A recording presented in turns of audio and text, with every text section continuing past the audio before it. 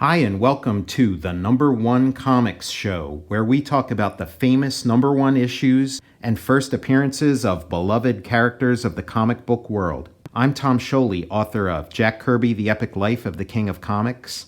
I Am Stan, a graphic biography of the legendary Stan Lee.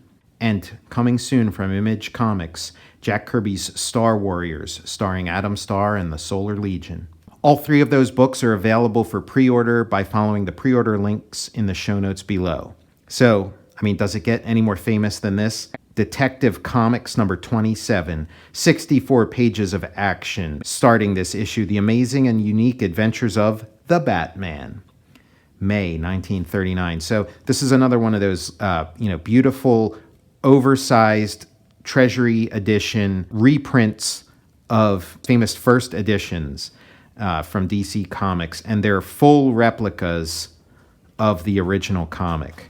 And this one even has a replica front and back cover on more of like a glossy stock than the interior pages, and you get that great classic cover. Love this cover. Again, you've seen a million homages to it. You got the Alex Ross version. I think Alex Ross has done a few tributes to this, and I've done my own tribute to this cover. It's a classic. I love the colors, love the shapes, just the start of something great. And this story is the same too. The Batman by Robert Kane, The Case of the Chemical Syndicate. The Batman, a mysterious and adventurous figure fighting for righteousness, apprehending the wrongdoer. In his lone battle against the evil forces of society, his identity remains unknown. I like that aspect, that, there's a mystery here. We don't know who the Batman is. The home of Commissioner Gordon, who, at the moment, is entertaining his young socialite friend, Bruce Wayne. Well, Commissioner, anything exciting happening these days? No, except this fellow they call the Batman puzzles me. Hello, what's that? Lambert, the Chemical King, stabbed to death. His son's fingerprints on the knife. I'll be right over. Talk about something exciting. Old Lambert has been murdered at his mansion. I'm going there now. Like to come along? Oh well, nothing else to do. Might as well. The Commissioner and Bruce Wayne speed toward the Lambert residence. And remember, this is the first time you're seeing Batman, so it's not so obvious that this guy is Batman. It's kind of a nice little mystery. Here's just a couple of guys, and we're seeing the setup of the story, and, Batman will show up at some point. I like it. I like how the first issue saves that as a mystery. And then the plot of the story, as has been, reported by others, is cribbed from a shadow story called Partners of Peril. And it's, the same basic plot, except it's, the Shadow instead of Batman. Bill Finger said that when he wrote this script for Bob Kane to draw, he thought that they were just kind of doing this as like a presentation, as sort of like a mock-up. He didn't realize that this was actually going to end up in print. If he had, he wouldn't have so blatantly copied an existing pulp story.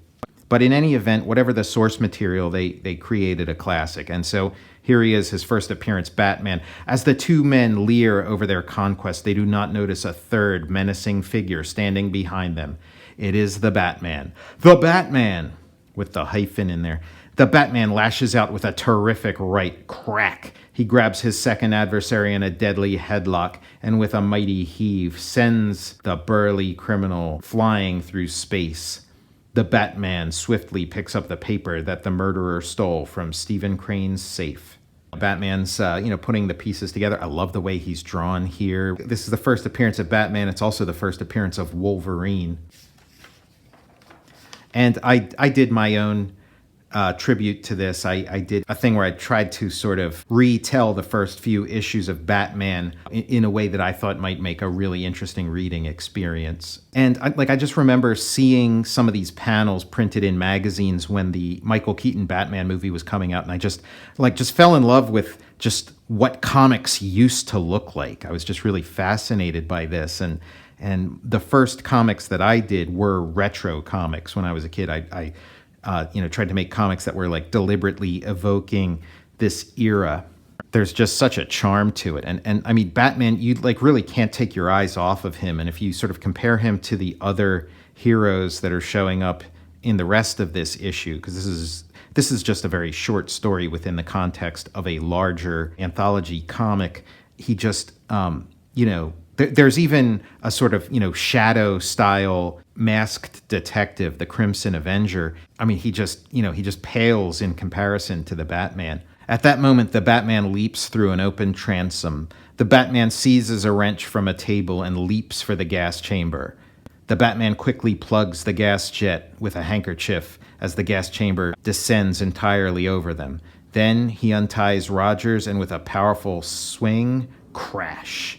And this is straight out of that Shadow story. Plenty of action. We're here on the heels of Superman. It's like, give me another Superman. Bob Kane and Bill Finger deliver something that's like, got a little something extra in there. It's sort of Superman combined with those dark pulp detectives and a little bit of Dracula, just something that just, really captures the zeitgeist of 1939.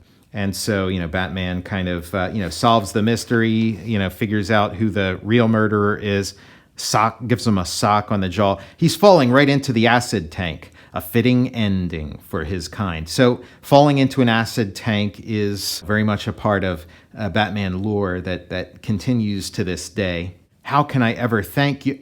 Why, gone.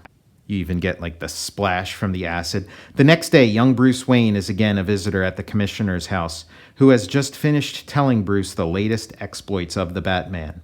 And then Rogers said the Batman went through the skylight. A very lovely fairy tale, Commissioner, indeed. After Bruce Wayne has gone, Bruce Wayne is a nice young chap, but he certainly must lead a boring life. Seems disinterested in everything. And yeah, Bruce Wayne is even, kind of like a Lamont Cranston, just this, bored-rich playboy, seemingly, but we're about to find out Bruce Wayne's secret. Bruce Wayne returns home to his room. A little later, his door slowly opens and reveals its occupant. If the commissioner could see his young friend now, he'd be amazed to learn that he is the Batman. So yeah, just a really great twist ending, which superhero stories don't typically have. Watch for a new thrilling Batman story next month. It's a pretty short story, but this is where it all begins. And look, when you draw Batman from the side, his ears don't quite come up high enough to change his silhouette here. So I think that might be why they kind of tinker with Batman's silhouette as it goes on, so that you can have a little bit of the ears when he's viewed from the side. He kind of turns into Space Ghost here. Yeah, the purple gloves, the utility belt. This is just like a really great vision of Batman. I'm Tom Scioli, author of Jack Kirby, The Epic Life of the King of Comics. I Am Stan, a graphic biography of the legendary Stan Lee, and coming soon from Image Comics, a lost Jack Kirby Golden Age classic, Jack Kirby's Star Warriors, starring Adam Starr and the Solar Legion. All three of those books are available for pre-order by following the pre-order links in the show notes below. I'll see you next time for the #1 Comics Show.